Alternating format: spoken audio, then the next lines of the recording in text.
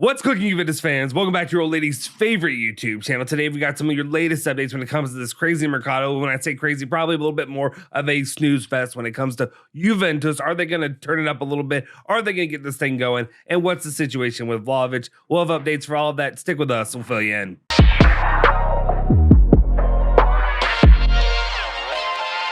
Ciao ragazzi, welcome back to the Bianconeri Zone. My name is Justin Sofro. Today, it is Saturday, August 4th, 2023. Of course, we got your latest rundown of all things Juventus, all the news you care about each and every single day. Before we do anything though, do me a solid favor, smash that like button, hit the subscribe button, hit that bell icon, and stay notified for all of our latest videos. And without any further ado, let's just get into this thing. And I'm going to say this right now. The first part's going to be fine. But the third one, just prepare yourselves. Anyway, all right, Giovanni Albanese has the latest report when it comes to Juventus and the players that are going to be playing within the first team, the first squad. And of course, he has to say that Allegri is expecting that Rabiot and Fagioli will be available for training at the Allianz Stadium on August 9th and for the friendly game against Atalanta on August 12th.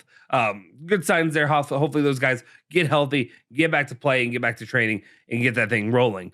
Next up, though, we're going to talk about it more, developments when it comes to the first team, who will be playing, who will be participating, and now a young player who seems to be on the up and up for the old lady, and that is, of course, Romeo Ganesti is reporting that Dean Huijsen, and I'm sure I'm butchering that name, Huijsen, whatever, you know the name, you can read it. It's right there. You can read it right there. You know who I'm talking about. We'll probably already have some opportunities with the first team this season. He plays with the personality of a veteran, as already shown against Milan and Real Madrid. I think he got some decent moments there when he got to play for the club, but of course, got to see a lot more. Got to see how he will do in the real thick and meat of a schedule, and not really against let's be honest, friendly play.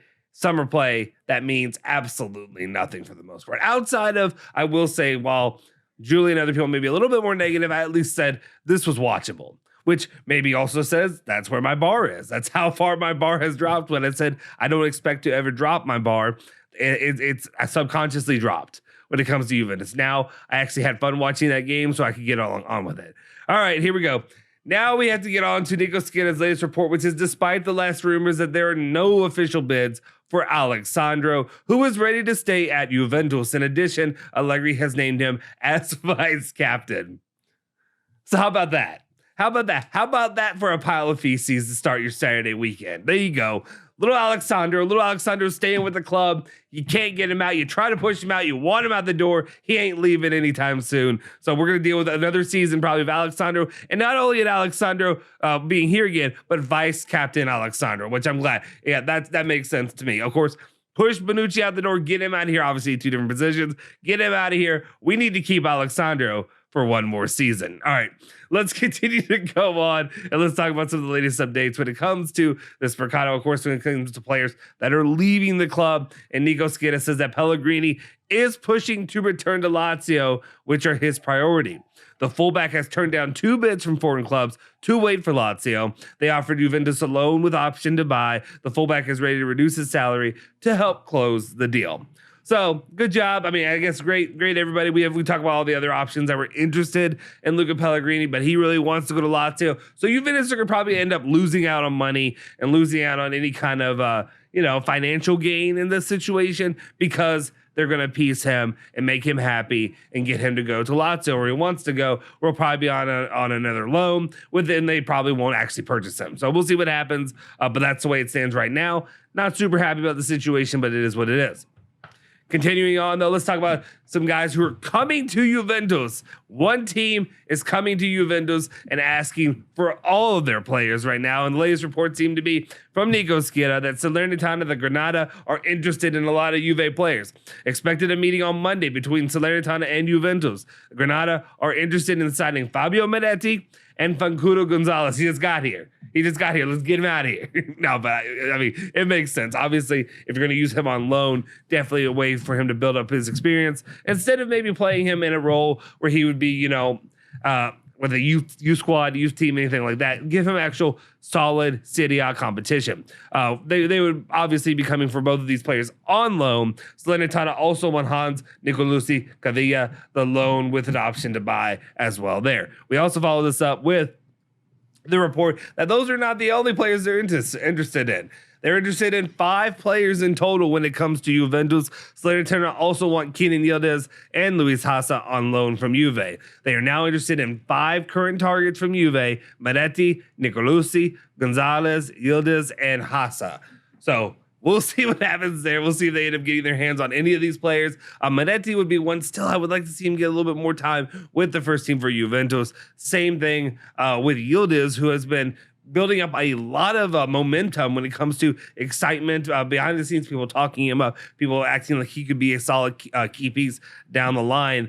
So we'll see what happens there. We'll see if the other players go out as well, but it's just something to keep an eye on for the remainder of this Mercado. All right, let's get into the Vlahovic storyline and what's going on there. Is he, will he, won't he? Does he want to stay? Does he want to go? I don't know. All intents and purposes seem to lean toward Vlahovic actually potentially wants to stay at Juventus. With the latest report from Gazzetta dello Sport, I know, take it with a grain of salt. Even if he left Juventus, Vlahovic will not consider Chelsea because they don't play European competitions. The only team Vlahovic is willing to play in without Europe is, of course, Juventus. So this is a report obviously coming from Gazzetta dello Sport. Am I going to take their word? Not as likely, not as comfortable with that one. I'm sure if Juventus push him hard enough and try to get him out, you'll see what happens with it because they need that money. They need the money.